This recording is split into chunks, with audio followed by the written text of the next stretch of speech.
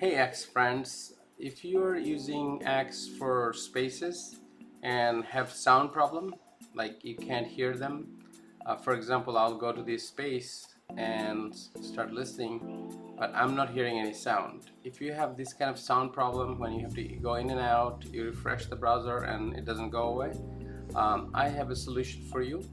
If you are using Chrome browser, it's very easy.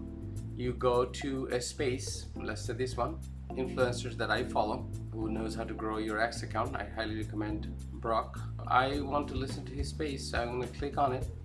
So I clicked on it, they're talking, but I can't hear it. So I will right click, open the inspector. Don't worry, this is not code. You are just going to look at some things and go to the top menu, find applications, and look for local storage, and then select twitter.com. It's not x.com yet, but notice that the volume is 0. For some reason or the other, the volume got set to 0.